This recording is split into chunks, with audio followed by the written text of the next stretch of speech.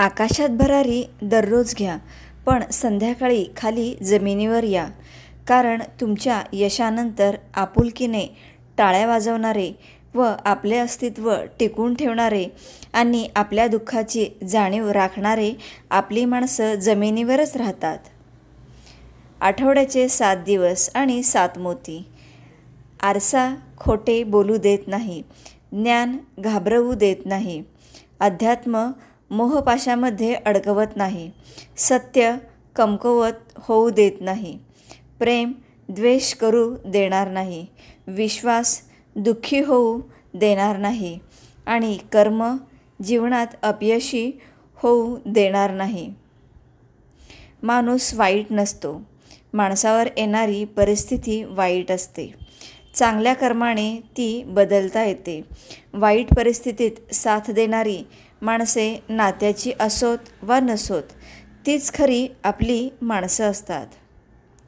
उत्तर असूनही प्रत्येक वेळी प्रत्येक प्रश्नाचं उत्तर देता येत नाही. काही उत्तर स्वतःच्या तर काही इतरांच्या हितासाठी टाळावी लागतात. आयुष्य ही एक परीक्षा आहे. त्यात दुःख हा प्रश्न आहे आणि आनंद हे उत्तर आहे. जे स्वतःवर विश्वास ठेवून प्रत्येक दिवस आनंदाने जगतात तेच ही परीक्षा पास होतात. माणसाच्या मनात खरेच प्रेम आणि जिव्हाळा आपुलकी असेल तर मग वेळेचा प्रश्नच नसतो. मनात आवड असेल तर सवड आपोआपच मिळते आणि मनात इच्छा असली की मार्ग व वेळ दोन्हीही भेटतात. आयुष्य जगताना कौतुक आणि टीका या दोन्हीचाही स्वीकार करा. कारण झाडाच्या वाढीसाठी ऊन आणि पाऊस या दोन्हीचीही गरज असते. एकदा मीपणा विकून पहा.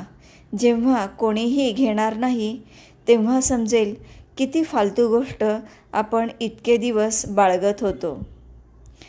जग गरजेच्या नियमानुसार चालत असतं.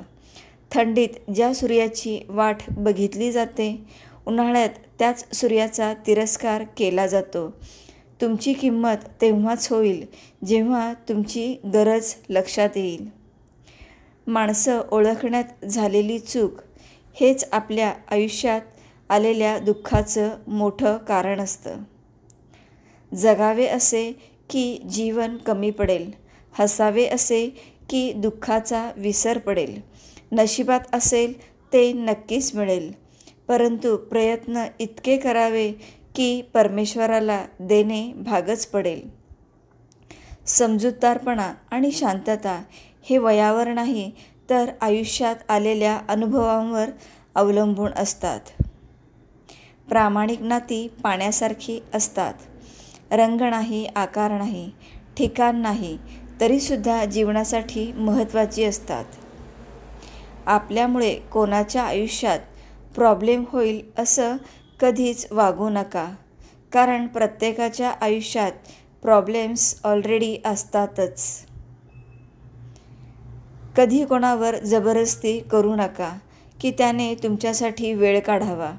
जर त्या व्यक्तीला खरंच तुमची काळजी असेल तर तो स्वतःहून तुमच्यासाठी वेळ काढेल. कोणाला किती वेळ द्यायचं हे ठरवा.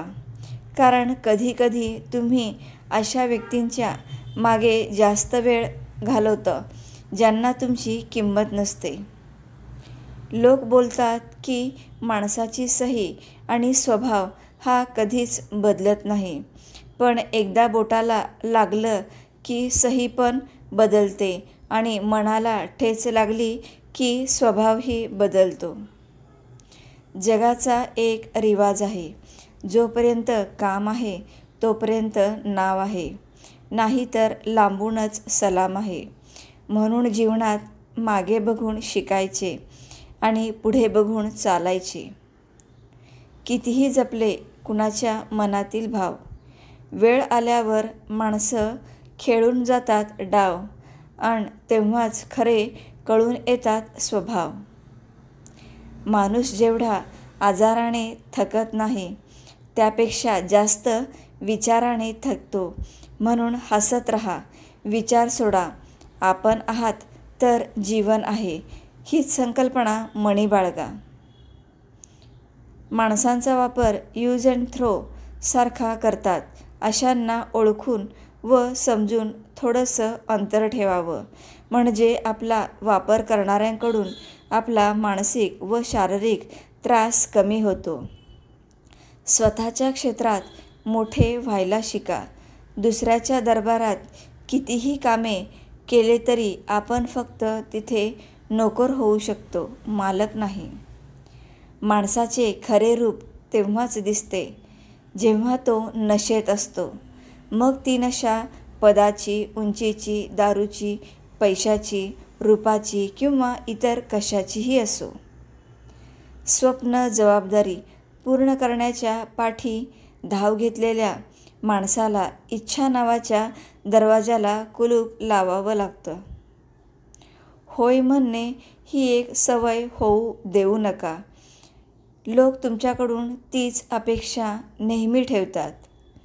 म्हणून योग्य तिथे नाही म्हणायला शिका. नाही म्हणायला धैर्य लागतं आणि ते तुमच्याकडे असतं.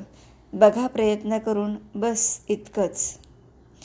प्रत्येक शब्द काळजाकडे पाठवण्यापेक्षा काही शब्दांना हसून उडवायला शिका, म्हणजे काळजाला बोचऱ्या शब्दांचा अतिरिक्त भार उचलावा लागणार नाही. संकट हे पाण्यासारखं असतं. ते तुम्हाला बुडवण्यासाठी नाही तर त्यात कसे पोहायचे ते शिकवण्यासाठी आलेले असते.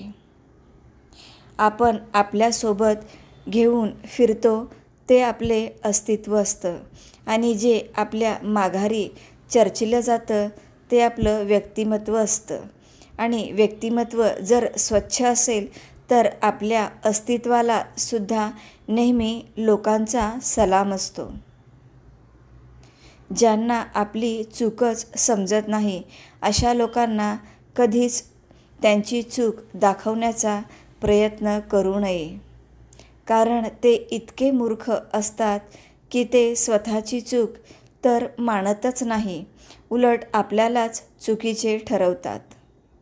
माणूस सर्व काही विसरू शकतो, फक्त ते क्षण सोडून जेव्हा त्याला आपल्या माणसांची सर्वात जास्त गरज होती आणि त्यांनी साथ दिली नव्हती. श्री स्वामी समर्थ.